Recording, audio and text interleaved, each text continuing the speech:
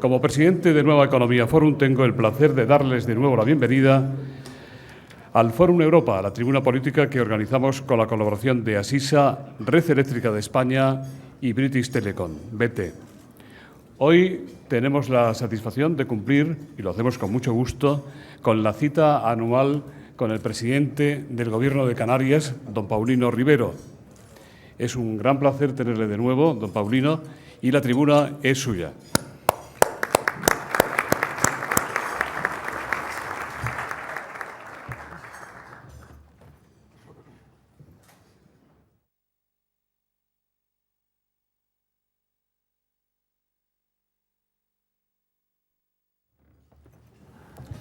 Bueno, buenos días a todos. En primer lugar, quiero agradecer una vez más al Forum Europa la invitación que me hacen como presidente de Canarias para poder compartir con todos ustedes una serie de reflexiones y, como siempre, lo más importante o lo más interesante de estos encuentros son las preguntas, ¿no? También a los patrocinadores de este desayuno.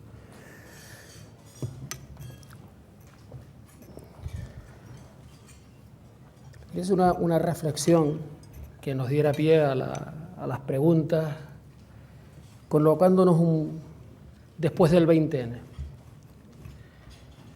Porque hemos hablado mucho de la crisis que afecta a todo el mundo desarrollado, que tiene unos efectos muy perversos en España, pero estamos ya inmersos en un proceso electoral que en 2 meses va a producir pues un cambio de gobierno en España. No sé si un cambio de gobierno de distinto color, pero un cambio de gobierno, aunque sea del mismo color que el gobierno actualmente. En cualquier caso, un cambio de gobierno. Y es bueno situarnos después de ese 20N. ¿Qué va a pasar después del 20N?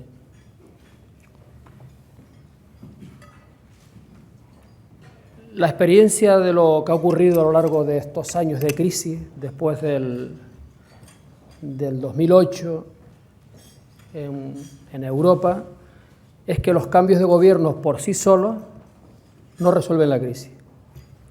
Ha habido cambio de gobierno en Grecia, ha habido cambio de gobierno en Irlanda, ha habido cambio de gobierno en Portugal, ha habido cambio de gobierno en Dinamarca, ha cambiado el gobierno en Holanda y han cambiado gobiernos de distintos signos. Gobernaban opciones políticas, en algunos de ellos socialdemócratas, hoy gobiernan los liberales. Gobernaban conservadores en algunos casos, hoy gobiernan socialdemócratas, pero los problemas siguen siendo los mismos. No se ha resuelto la crisis por el cambio de gobierno. Entonces, en España, después del 20N, lo más importante es el cambio de gobierno. Desde mi punto de vista, lo más importante para abordar los retos que se nos presentan de cara al futuro tiene que ver con el cambio de actitud, con el compromiso, con la disposición que tengan los principales partidos de España, los 2 grandes partidos, en la búsqueda de acuerdos. En la búsqueda de acuerdos para abordar un reto que es la transición económica en España. Digo la transición económica y la pongo en paralelo con lo que fue hace algo más de 3 décadas la transición política, cuando tuvo un cambio de régimen político, se puso en valor la generosidad, la disposición, el compromiso de las fuerzas políticas en España para producir una transición política ejemplar que nos ha llevado a gozar del periodo de democracia en España más sólido que hemos tenido a lo largo de nuestra historia y que las consecuencias de esa estabilidad política el que fuimos capaces de impulsar a través de la transición en España ha dado lugar a la etapa de mayor desarrollo, de mayor bienestar en el Estado. Es decir, Yo creo que las claves del desarrollo en España es el cambio espectacular que se ha producido. O sea, a veces la crisis no nos deja ver lo que han cambiado las cosas. Para bien, a lo largo de estos 30 años, ha tenido que ver con dos claves. Esa transición ejemplar, la democracia, por lo tanto, y la descentralización del Estado en favor del Estado autonómico. Son dos claves que, en mi opinión, han servido para impulsar un gran desarrollo socioeconómico en España a lo largo de estos años. Por lo tanto, ahora estamos en un nuevo periodo, una nueva etapa, un cambio de ciclo, pero de ciclo económico, fundamentalmente. La política es un instrumento para ese cambio de ciclo económico, pero un cambio económico. Un cambio se llama de modelo. Y si la crisis está afectando duramente a todo el mundo desarrollado y está haciendo estragos, está cebándose más en España. Por lo tanto, es mucho más necesario ese acuerdo, ese compromiso, esa generosidad para abordar los grandes retos después del 20N por parte de las fuerzas políticas españolas. ¿Y por qué en España más? Porque, desde mi punto de vista, y ahí está uno de nuestros problemas, que tenemos que tenerlo identificado si queremos tener la medicina para poderlo resolver tanto en el corto como en el medio y largo plazo, nosotros crecimos desde una economía de pies de barro, basada especialmente en un sector, el sector inmobiliario, que a mitad de la década de los 90, entre el periodo 96-97 y la llegada de la crisis del 2007, pues tiene un desarrollo espectacular en España. ¿Y por qué se desarrolla un sector inmobiliario con las consecuencias que se derivan del mismo? Pues se desarrolla básicamente porque en el año 96, con el cambio de gobierno que se produce también en España, se aprueba una serie de leyes liberalizadoras del uso del suelo, se facilita la actuación en el suelo, coincide esa liberalización de la política del suelo con la bajada de tipos de interés, con la flexibilidad crediticia de las entidades financieras, y empieza a producirse una máquina de llegada de mano de obra externa, que en la mayor parte de los casos son los propios que compran los pisos que se están construyendo, y eso da lugar a una economía que sí, que efectivamente nos coloca entre los 10 primeras potencias del mundo, pero con una debilidad enorme cuando esa máquina se parará, porque tenía que pararse. Tenía que pararse. Porque hay un dato para la reflexión. En este periodo, del año 98 al 2007, Alemania, con 82 millones de habitantes, crece en este periodo 300.000 habitantes. Francia, con alrededor de 60 millones de habitantes, crece en torno a 2 millones de habitantes. Italia, con 56 millones de habitantes, tiene un crecimiento en torno también a 2 millones de habitantes. El Reino Unido, con 59 millones de habitantes, crece en cifras similares, en torno a 1,5 millones, 2 millones de habitantes. España crece 6 millones de habitantes. Bueno, analicemos qué ha pasado en todo ese periodo. ¿Qué es lo que se produce en España entre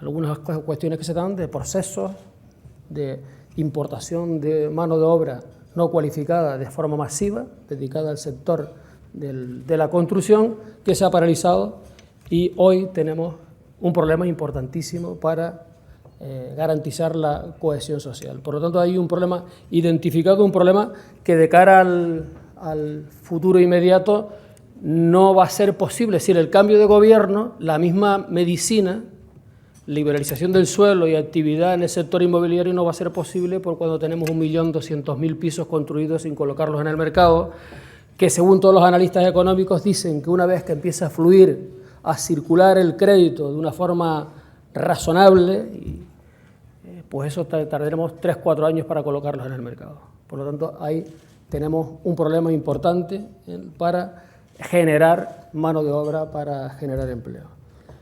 Si ese es un problema, y estoy hablando después del 20N, ¿en qué 3 cuestiones básicas, ¿no? Ahí El acuerdo siempre es bueno para todos y creo que hay cuestiones en el ámbito del Estado que es muy importante abordar desde ese compromiso, esa disposición que considero fundamental.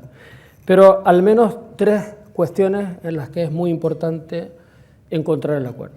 Una, un acuerdo por el empleo, por la economía del empleo si quiere. Una segunda pata que tiene que ver con la reorganización, un plan de modernización, un plan de ajuste, reconversión, lo llamamos en Canarias, de la Administración. Y una tercera pata que es muy importante, que es un acuerdo por la estabilidad y la lealtad institucional. El primer aspecto, el de la economía y del empleo, tiempo habrá para discutir cuáles son las medidas más acertadas, muchas de ellas están en marcha con la Ley de Economía Sostenible, que tienen que ver con profundizar para que el país tenga una economía más diversificada, la diversificación económica. Hay mucho trabajo, muchas propuestas y seguramente todas ellas acertadas, hay que complementarlas. Pero a corto plazo, ¿qué posibilidades tiene España de generar mano de obra de masa? ¿Qué posibilidades tenemos de generar 1 millón, 1,5 millones, 2 millones de puestos de trabajo en los próximos 5 años? No es nada fácil. Muy complicado para nuestra economía. ¿En qué sectores, cuando nuestras grandes empresas, nuestras multinacionales en estos momentos, sus planes de actuación tienen que ver más mirando al exterior que mirando al propio país? Sus capacidades de desarrollo dentro del propio país están más que limitadas. ¿Qué posibilidades tenemos de crecer de una forma importante en opciones para que la gente pueda trabajar? Y aquí está una de las propuestas que entiendo que debe de abordarse, que es un gran plan con aportación de recursos estatales, un gran plan de reconversión del sector turístico en España. Me explico.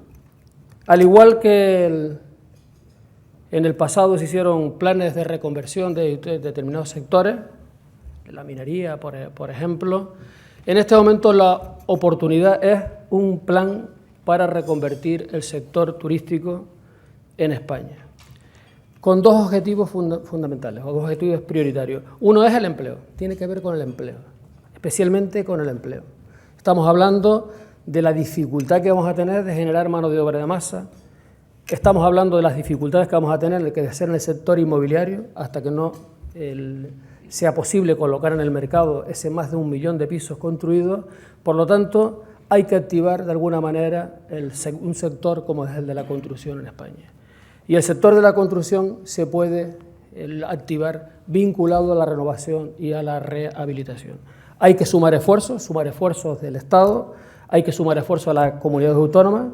Hay ejemplos de comunidades autónomas que están haciendo dentro del ámbito de sus competencias, impulsando medidas incentivadoras de los planes de renovación y de reconversión del sector turístico, y se pueden sumar las entidades locales, los ayuntamientos, desde el punto de vista de las bonificaciones de la licencia de obra, como también hay, si luego viene al caso, hay ejemplos que se están dando en estos momentos de participación de los ayuntamientos en este proceso.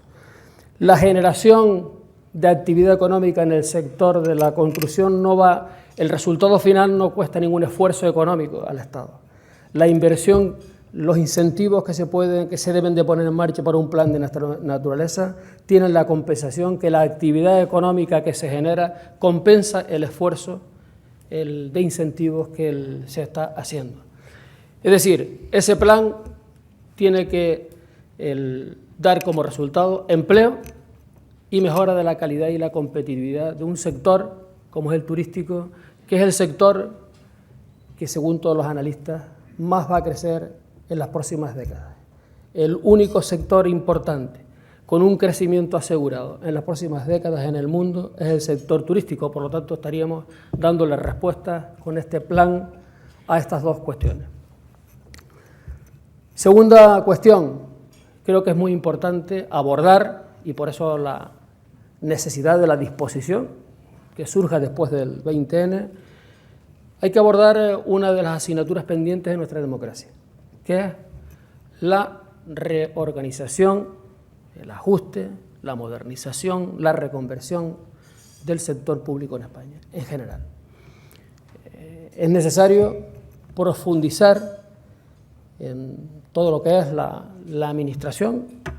Nosotros estamos haciendo en el ámbito de nuestra capacidad, de lo que podemos hacer. Estamos identificando competencias que se pueden estar repitiendo entre distintas administraciones, la dimensión de la administración general. Hay que ver fórmulas de movilidad de los empleados públicos, hay que buscar fórmulas donde se mejore la competitividad del sector, donde se mejore la productividad.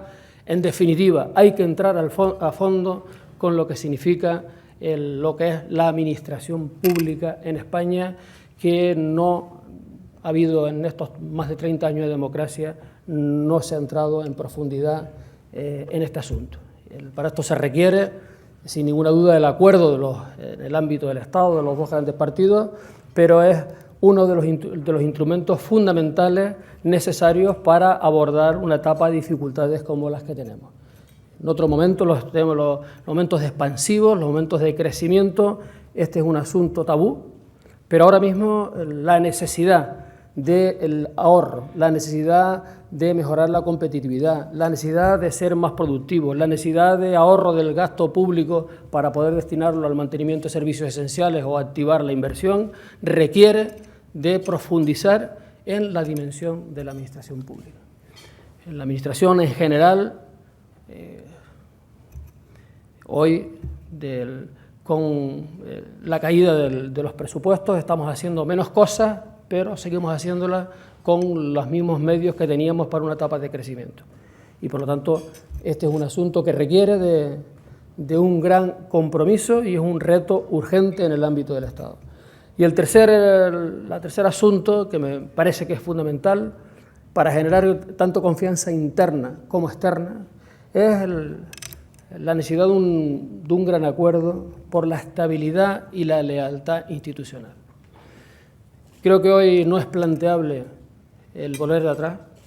La descentralización del Estado en favor de las autonomías ha ayudado en todo ese proceso de desarrollo socioeconómico que se ha producido en el ámbito del Estado español. Creo que España, la organización descentralizada, responde a la realidad de un Estado plural como es España, pero ese Estado descentralizado requiere de lealtad institucional. Es fundamental que el centro, el Estado, la periferia, haya lealtad institucional. Hay que terminar el reajuste competencial, definir perfectamente el reajuste competencial, hay que asignar recursos en función de las competencias que cada una de las administraciones ejerce y, por lo tanto, cerrar definitivamente el marco del desarrollo autonómico en España es fundamental. Estamos hablando de la necesidad que la economía depende de la confianza que se genere, no solamente las incertidumbres que se producen con las tensiones que diariamente podemos ver en el ámbito interno del Estado, no solamente internamente, insisto, sino los mensajes que damos al exterior. Los mensajes que damos a eso que llaman los mercados, pues son terroríficos cuando vemos que las incertidumbres que se generan dentro de lo que es el propio Estado. Este es un asunto también que nos está generando el problema y que es necesario abordarlo desde el entendimiento. Por lo tanto, termino. Creo que el 20N, la fecha perfectamente ya fijada para la celebración de unos comicios generales, son muy importantes. Yo creo que las elecciones llegan en un momento oportuno, pero después del 20N es si vamos a seguir en el Estado español con la misma actitud de confrontación, de falta de entendimiento, de no disposición al acuerdo, sino todo lo contrario al desacuerdo.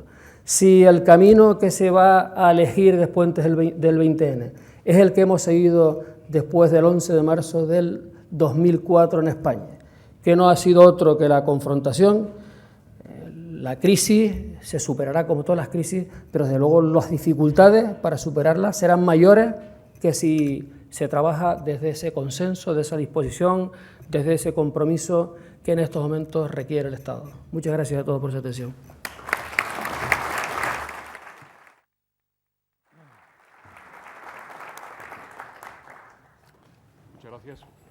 Gracias, presidente, por su intervención, además de buena, breve.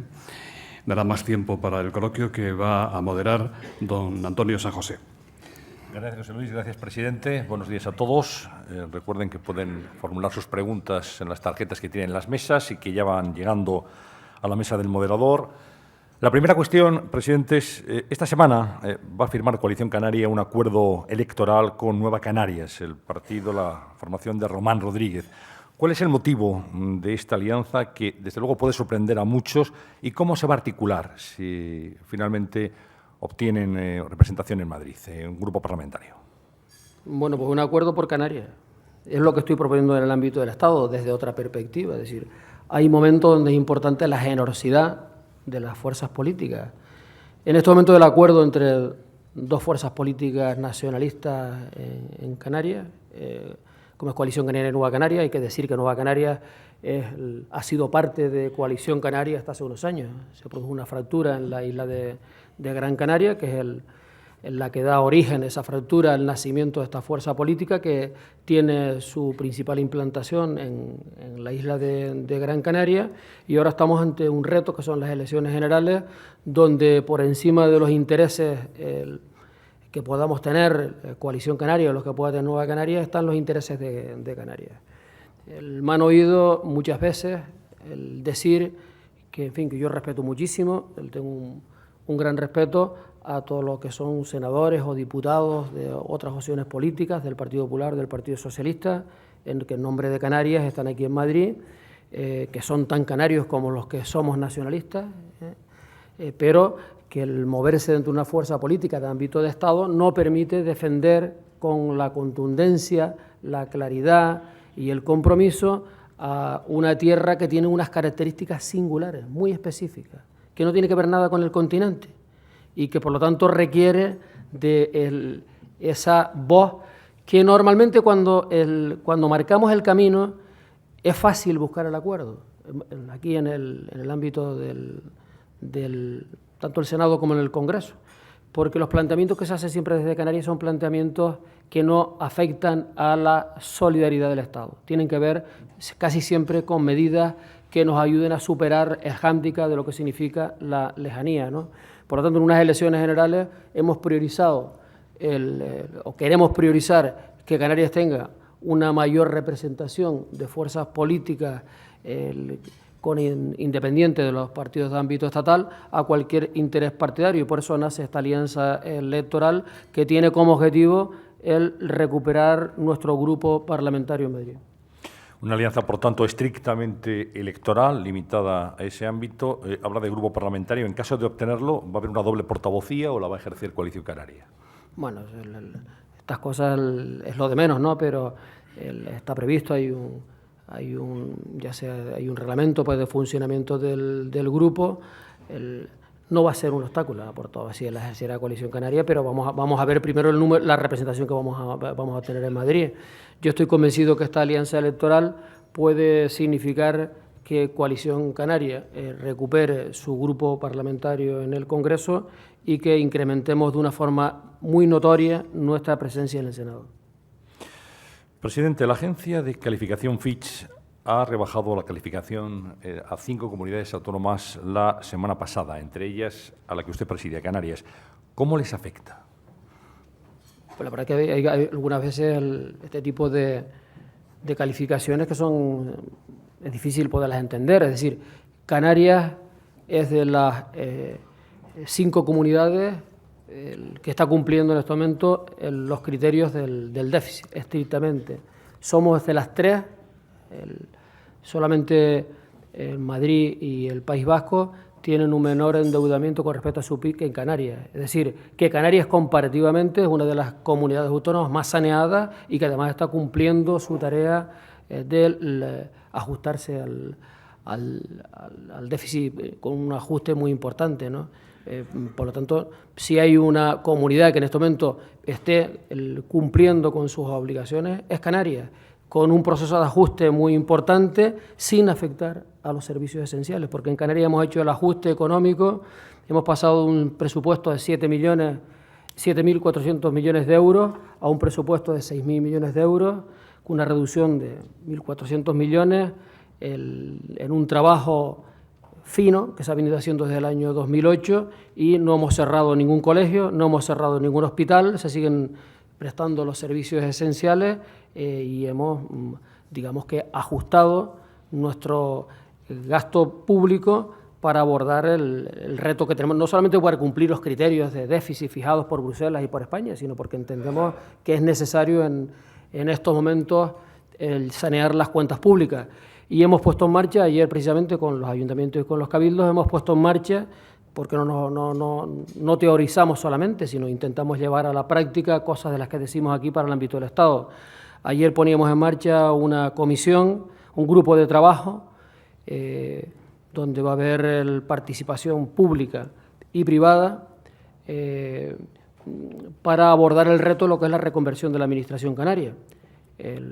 Tenemos el firme propósito de analizar las competencias que ejerce el Gobierno, los cabildos, los ayuntamientos, ver las duplicidades, eliminar duplicidades, profundizar en aquellos ajustes que se pueden hacer, qué servicios se pueden visualizar, qué se pueden mancomunar, cómo se puede producir una movilidad del empleado público, donde se buscan excesos hacia otras administraciones que por los ajustes competenciales lo posibiliten. Es decir, darle, eso que se suele decir, una sacudida a la Administración.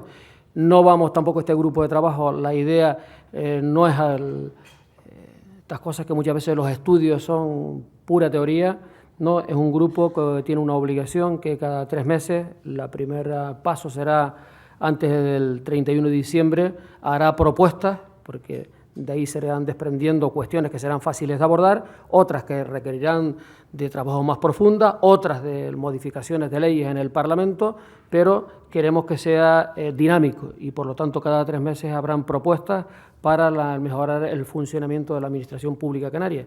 Es al ámbito general, nosotros en el ámbito de nuestras competencias lo estamos poniendo en marcha en Canarias.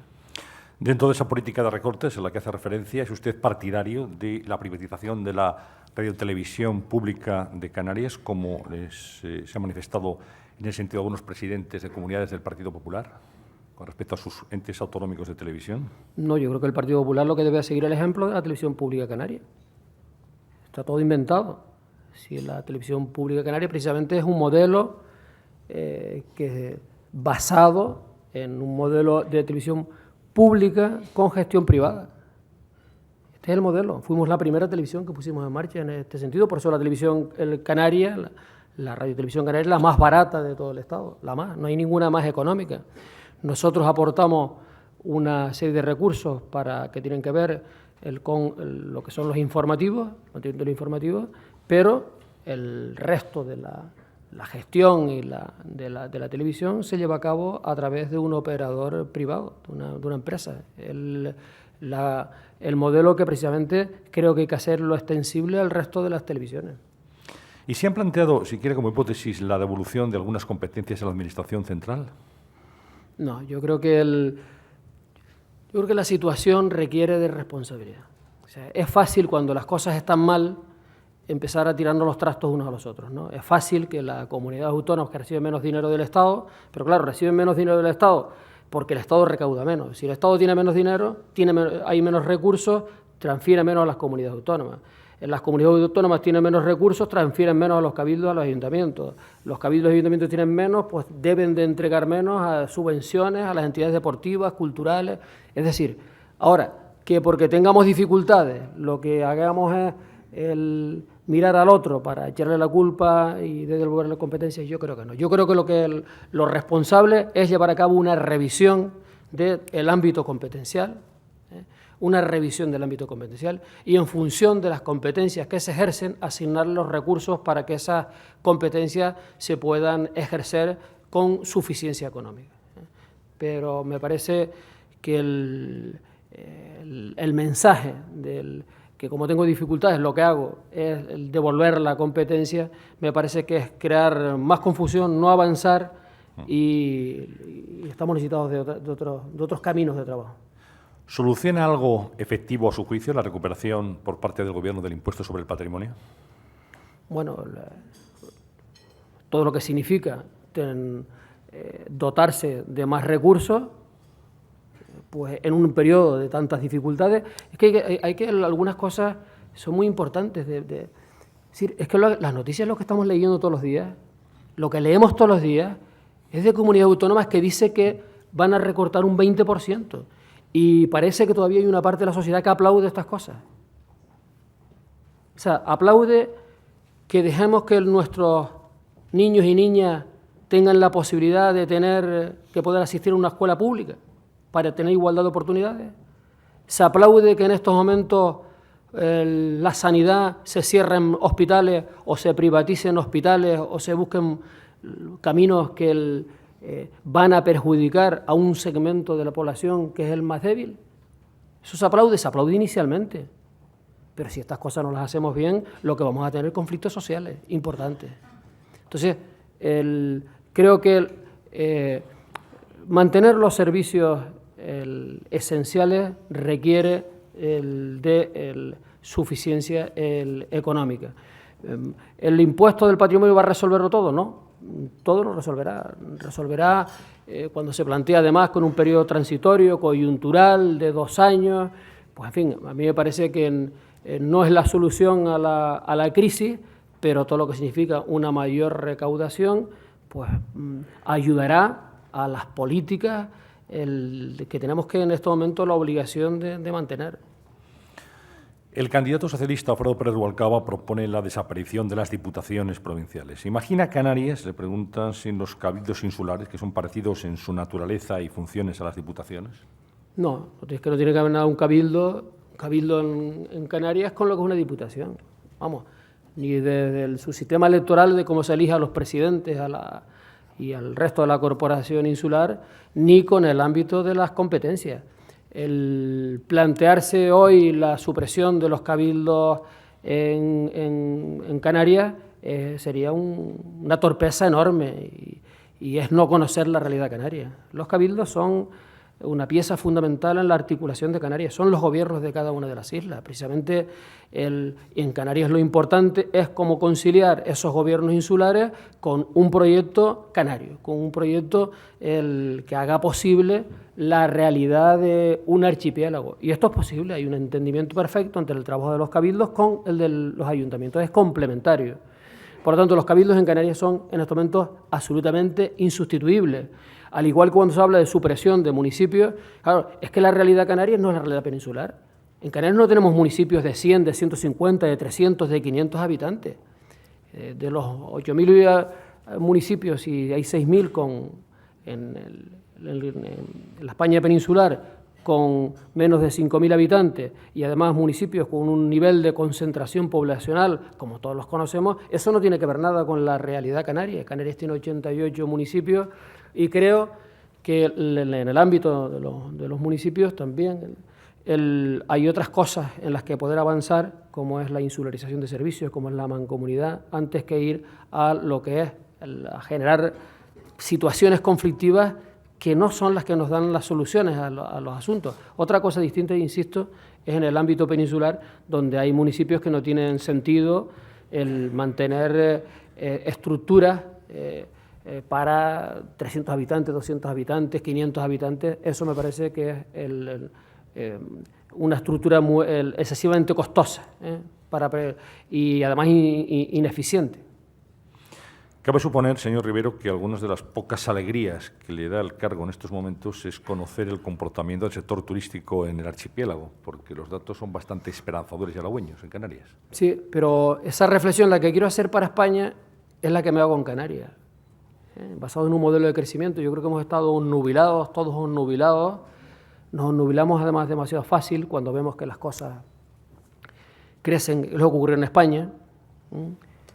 En España antes decía que en su conjunto, pues el discurso, bueno, mientras, en fin, España es un país de acogida, sí, un país abierto, sí, un país solidario, sí, pero como las familias, como las casas de familia, cada uno tenemos la capacidad que tenemos. Y si sobrepasamos esa capacidad, la atención a la familia, si en la familia vive más gente, invitamos a más gente que la que cabe, la prestación del bienestar que se le da disminuye. España pues creció por encima de sus posibilidades, baste con analizar lo que ha ocurrido en otros países, fruto de una, en mi opinión, una política errónea, y hoy vamos a pagar las consecuencias. En Canarias ese mismo periodo ocurrió lo mismo. En Canarias, digo porque tiene que ver con la reflexión que me pregunta sobre el tema del turismo y la preocupación que me genera. En Canarias, en ese mismo periodo, Canarias creció en 600.000 habitantes, pasamos a tener una población de 1.400.000 habitantes a superar los 2 millones en estos momentos, 2.100.000 habitantes. El turismo está funcionando bien, estamos en cifras de hace 10 años, 11 años, es decir, en cifras récord, vamos a llegar este año a los 12 millones de turistas.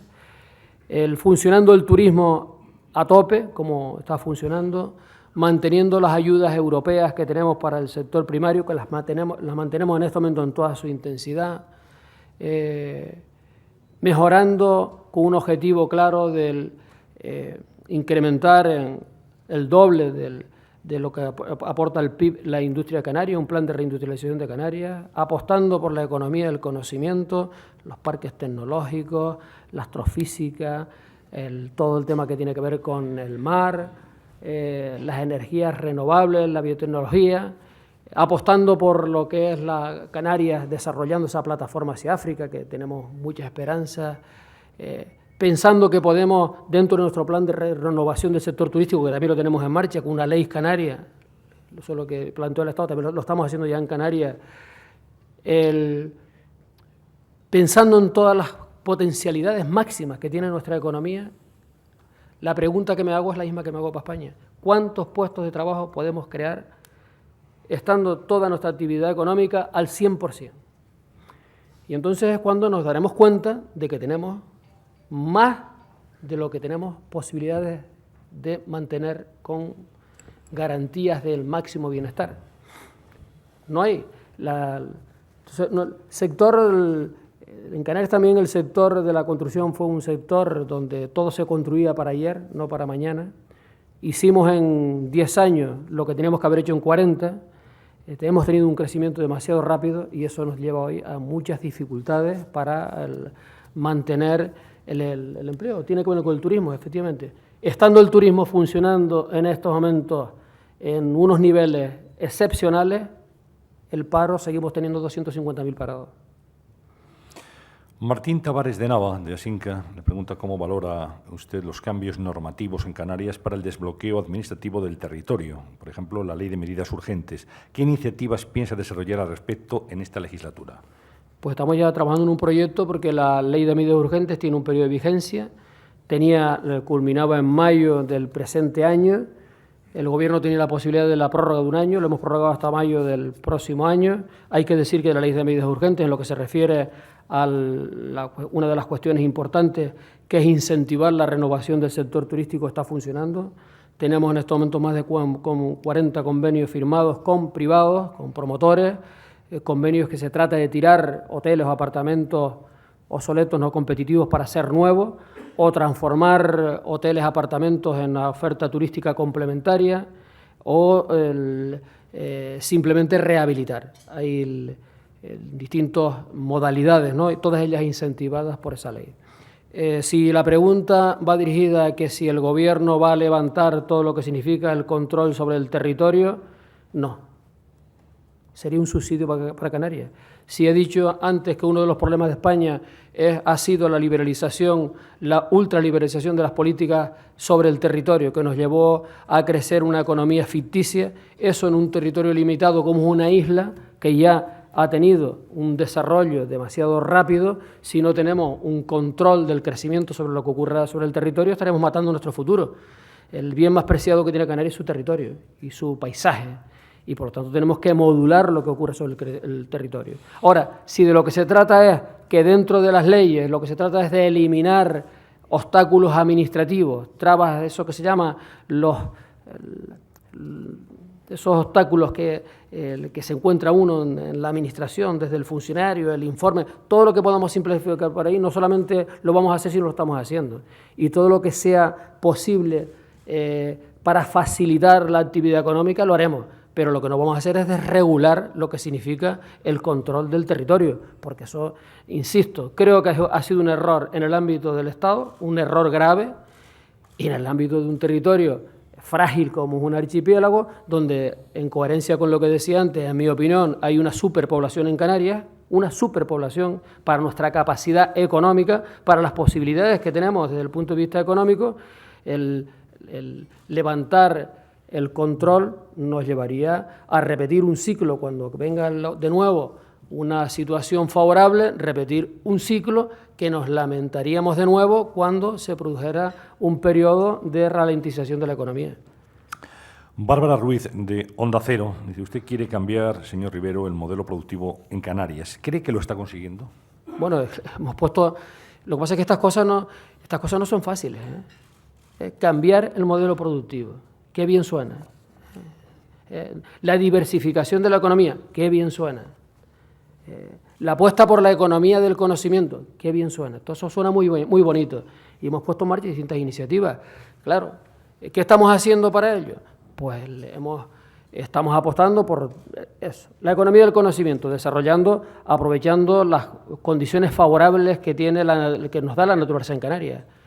El cielo, con desarrollo de la astrofísica, el mar, no solamente desde lo que son todos los estudios relacionados con las ciencias del mar, la plataforma oceánica que en este momento se construye en Canarias, el oceanográfico, el desarrollo de la biotecnología, los 3 parques tecnológicos a los que antes hacía referencia estamos con un plan en colaboración con el Estado de reindustrialización de Canarias, estamos apostando por todo lo que significa la dimensión, la internacionalización de la economía canaria, aprovechando básicamente ese papel que estamos ya jugando, que empieza a visibilizarse, especialmente empieza a visibilizarse.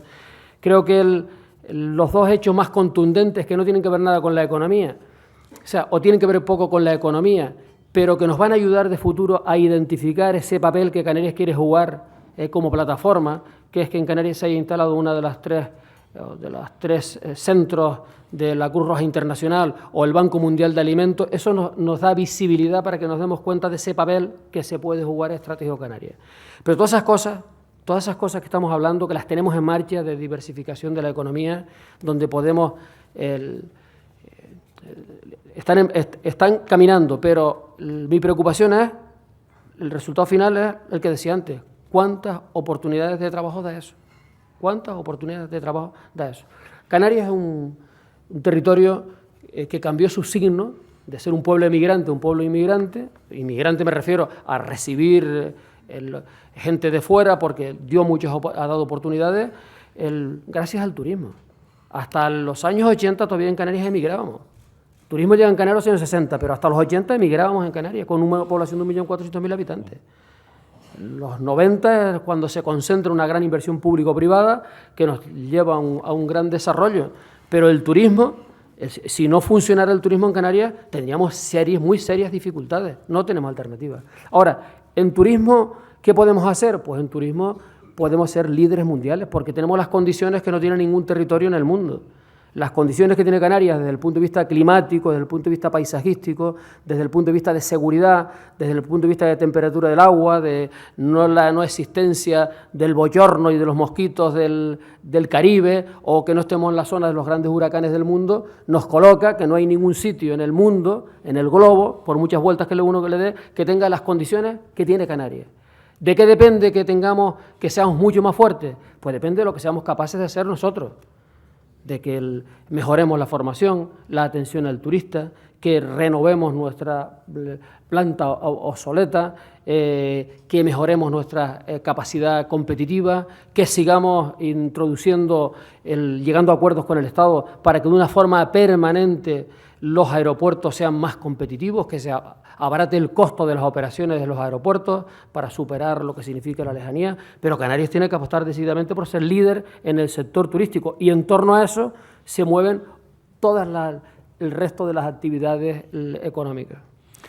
José Segura, diputado, le pregunta, dice: el Tratado de la Unión Europea, en su artículo 299, y el Tratado de Funcionamiento de la Unión Europea singulariza a Canarias como región ultraperiférica. ¿Cómo vería usted la transposición jurídica de tal característica a nuestra Constitución? Bueno, yo creo que efectivamente tenemos nuestras singularidades o nuestra consideración especial como región ultraperiférica dentro de la Unión Europea ha quedado certificada en el último Tratado de Lisboa, y por lo tanto a lo que aspiramos es que y por eso nosotros habíamos planteado, el Gobierno de Canarias había planteado al Gobierno del Estado que en esta modificación de la Constitución que se abordaba ahora, que se trasladara a la Constitución española lo que ya nos reconocen los tratados europeos. Es decir, hay cuestiones en el ámbito de la Constitución que pueden ser complejos.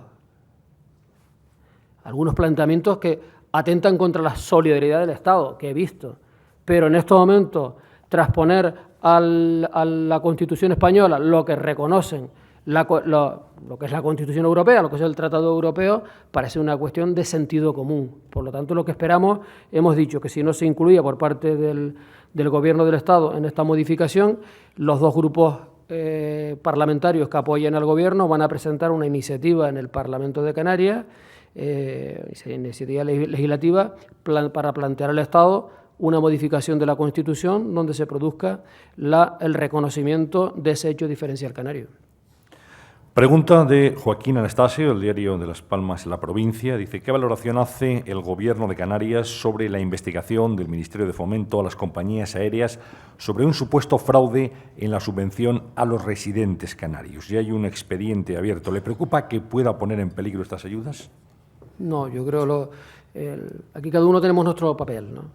El Gobierno de Canarias tiene un objetivo, que es seguir peleando para mejorar las condiciones de la accesibilidad a Canarias. Es decir, hemos logrado un proceso histórico de mucho trabajo, de mucho esfuerzo, de ser muy constantes, pasar del 10 al 50% de la ayuda a los residentes canarios, tanto en la movilidad dentro del archipiélago como con la península, al igual que hemos ido mejorando las ayudas al transporte de mercancías, que de un 19% lo hemos llevado ya a una cifra de un 60%. Y tenemos que seguir mejorando, porque el objetivo es que la movilidad en Canarias, un kilómetro, lo que cuesta moverse un kilómetro en Canarias, sea similar a lo que cuesta moverse en el continente, en el transporte intermodal. Y eso creo que es bueno para garantizar lo que es la cohesión territorial del Estado, que nos pongan en las mismas condiciones, ¿no? Ese es nuestro objetivo. El fomento, el Estado subvenciona, pero es que lo que es razonable, que efectivamente quien subvenciona, quien paga, pues controle que el destino de esos recursos se hace de acuerdo con la normativa vigente. Nada que decir, sino todo lo contrario. Me parece que Fomento está en su papel de llevar a cabo un control para que las subvenciones se lleven a cabo de la forma que está prevista en la normativa. Y si alguien no lo está haciendo correctamente, pues que se apliquen las medidas correctoras que sean necesarias. Es decir, el Gobierno va a defender la transparencia en el uso de los recursos que está del Estado. Es decir, nos parece razonable que si Fomento tiene dudas que inspeccione. Nos parece razonable. Aurelio Alonso Cortés, del diario Expansión, dice: Canarias tiene una beneficiosa ley de régimen fiscal que desearían para sí todas las autonomías. Cataluña, por ejemplo, se ha utilizado de modo eficiente por las empresas canarias. Mi impresión es que no, a la vista de los resultados, dice. Bueno, Canarias, si lo que se trata con la pregunta es decir que tenemos algún privilegio, pues no. No tenemos ningún privilegio especial, todo lo contrario, ¿no? Canarias, desde la adhesión de Canarias a la Corona de Castilla, tenía una situación peculiar, singular, que incluía hasta moneda propia, nuestros puertos francos y, en fin, una serie de consideraciones hasta que en su momento, y además con el régimen anterior, fue la única ley que Franco aprobó para algún territorio, fue nuestro régimen económico fiscal, que tiene como un objetivo impulsar algunas medidas que nos ayuden a compensar la lejanía y la insularidad de Canarias. De los beneficios del REF, derivados del REF, se ha hecho un buen uso. pues los beneficios derivados del REF son muchos, ¿no? Las ayudas al transporte, por ejemplo, son unas derivadas del REF, ¿no? Tiene otros aspectos, como la reserva de inversiones, que es la parte que probablemente a la que se refiera, que ha ayudado a un desarrollo empresarial en Canarias en un momento dado, que ahora tiene más dificultades, que se ha ido reconsiderando y ha ido mejorando, y que en un momento dado pues tenía que ver con la construcción, pero eso se ha ido corrigiendo, orientándolo a otras políticas, por ejemplo las de rehabilitación y renovación, que tienen que ver mucho más con el cambio que hay que introducir. Ahora, ¿es mejorable los instrumentos del régimen económico y fiscal? Claro que son mejorables, y como son mejorables, en el proceso que está abierto para la renovación del mismo, que tiene que llevarse a cabo en el 2013, que es un proceso complejo de negociación primero con el Estado y luego con Bruselas, pues lo que aspiramos es que el REF que surja para el 2013 sea un régimen económico y fiscal con unos instrumentos que nos ayuden fundamentalmente a mejorar algunas cuestiones que tienen que ver con la internacionalización de la economía, que tienen que ver con la formación, que tienen que ver con ayudarnos a diversificar nuestra economía. Es decir, lo tenemos que poner al servicio de los nuevos tiempos, ¿no? Pero el REF yo creo que ha sido utilizado en general adecuadamente y ha ayudado al desarrollo de un sector empresarial potente que prácticamente del que carecíamos hace apenas 15 años. Bueno, vamos con las últimas preguntas. Como se ve muy bien, AENA va a privatizar la gestión de los aeropuertos de Barcelona y de Madrid próximamente. ¿Usted sería partidario de privatizar aeropuertos de gran volumen de tráfico aéreo como Gran Canaria y Tenerife? Yo creo que los aeropuertos no tienen que ver nada un aeropuerto continental con un aeropuerto insular. Absolutamente nada. El aeropuerto en el continente compite con el ferrocarril y con la carretera. Hay una competencia feroz, y hoy tiene unas opciones para el avión o para el tren o para el coche. En Canarias no existe esa posibilidad. Dependemos de los aeropuertos y dependemos de los puertos. Depende de lo que quiera decirse con la privatización. Si la privatización quiere decir que los aeropuertos pueden pasar a ser gestionados, a tener la capacidad del control de lo mismo la iniciativa privada, no, rotundamente no. Los aeropuertos son de un interés social en Canarias. Son infraestructuras de interés social. Y por lo tanto no pueden ser, digamos, vendidas a la iniciativa privada. Si de lo que se trata es que dentro del control público, incorporarse capital privado, teniendo una mayoría pública, pues bueno, pues eso son fórmulas que pueden ayudarnos a todos, pero partiendo de la base que lo que es el control de los aeropuertos tiene que ser en Canarias necesariamente público. Una pregunta de orden político. ¿Le preocupa a usted el día después de las elecciones del 20N, después de las dos experiencias abortadas, dice la pregunta, de gobiernos canarios en coalición con el PP? ¿No cabe presagiar que usted puede tener problemas con el posible gobierno de Rajoy con una mayoría que no necesitaría de coalición canaria, al menos no lo necesitaría como Zapatero y el Partido Socialista? Bueno, estas cosas son siempre recurrentes, ¿no? Yo en la legislatura pasada dije, en Canarias no estábamos acostumbrados a que los gobiernos duraran los 4 años. Pues en fin, ha sido siempre nuestra tónica, desde que se puso en marcha la autonomía en el año 83. Hace 4 años dije que me parecía que era bueno para la política canaria que hubiera estabilidad y que se generara confianza en los partidos y que había que pensar en algo más que el interés partidario en cada uno de los momentos y que por lo tanto, a pesar de las dificultades y que nosotros teníamos un acuerdo en Madrid con el gobierno del socialista, teníamos acuerdos de gobernabilidad en temas importantes para el Estado y un compromiso del gobierno del Estado con Canarias, que en Canarias iba a mantener el gobierno con el Partido Popular, y así lo hice. Es la primera vez que quien se va es el socio, que no lo cesan, por razones de tipo estratégico, porque al Partido Popular le interesaba, cuando se aproximaban las elecciones autonómicas, fue el Partido Popular que se marchó, no fue que el presidente adoptar una decisión de desprenderse del Partido Popular, porque quería ser coherente y cumplir con mi palabra, porque es que me parecía que eso era bueno para Canarias. Ahora, en estos momentos, ha habido un cambio. El Partido Socialista en Canarias lleva más de 18 años fuera de las opciones de gobierno.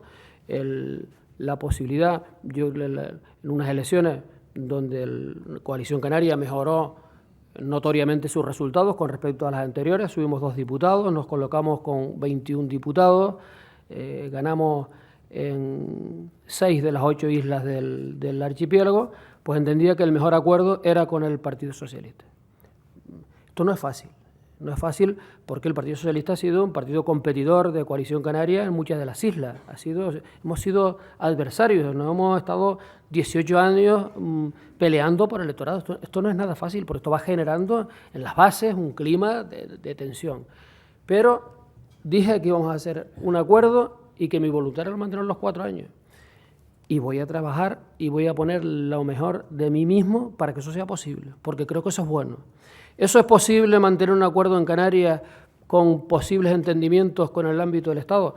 Lo que sí les puedo adelantar es que nunca nos vamos a dejar condicionar por asuntos externos. La posición de Coalición Canaria en Madrid, desde el año 96, tenemos presencia del 94, pero desde el 96 que hemos tenido en distintas etapas opciones de entendimiento, del 96 al 2000 y del 2000 al 2004 con el Partido Popular, del 2004 al 2006, 2 años donde estuvimos en terreno de nadie, no hubo posibilidades de entendernos con el gobierno de Zapatero. Después ha habido entendimiento con el gobierno del Estado, el gobierno del Partido Socialista, independientemente de la situación de Canarias.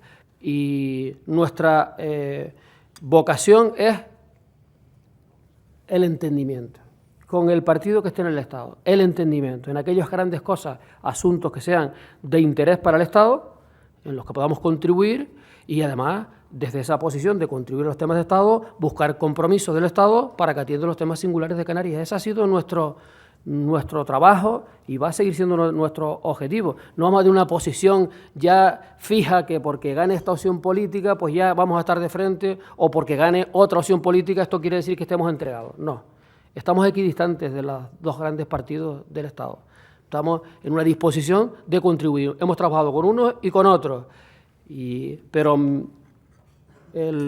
si de lo que se trata es que si va a haber un cambio de gobierno en Canarias como consecuencia del hipotético resultado electoral que se produzca el 20N, no. Muy bien, pues así terminamos. Voy a pasar la palabra a don Luis Argüello, director general de BT, para que cierre este desayuno en nombre de los patrocinadores del mismo. Muchas gracias. La verdad es que en este momento el primer agradecimiento se me ocurre al presentador, porque me acaba de ascender, no sé lo que pensará mi director general. Yo humildemente soy solo el secretario del Consejo. Y perdona, nunca se sabe. Sí, no, espero que se sepa. Don Paulino, pues una vez más me toca despedirle y agradecerle mucho, pues en nombre no solo de los asistentes, sino además muy particularmente de la Colonia Canaria en Madrid. Tenemos una vez más aquí desde la presidenta de la Casa de Canarias a un buen número de los que algunos llaman desterrados, y a mí me gusta decir que los canarios que vivimos en Madrid estamos en casa, porque a fin de cuentas es la capital de la nación. Y agradecerle mucho lo que ha dicho, desearle muchos éxitos en las 3 líneas de actuación que nos ha contado al principio, porque, utilizando sus propias palabras, son de las que suenan bien y a veces sorprenden. No debería sorprender que un presidente de comunidad autónoma hablara de lealtad institucional, pero desgraciadamente nos sorprende porque no es frecuente escucharlo. En el fondo, tampoco debiera extrañarnos que viniera del presidente de Canarias, porque esa lealtad es una constante en nuestra tradición histórica desde, según sus palabras, desde la incorporación de Canarias a la Corona de Castilla, o si lo decimos de otra manera, desde que nuestros abuelos, los guanches, pasaron de golpe de la Edad de Piedra a, gracias a nuestros otros abuelos, los castellanos, integrarse en la nación entonces más adelantada del mundo. Pero muchas gracias.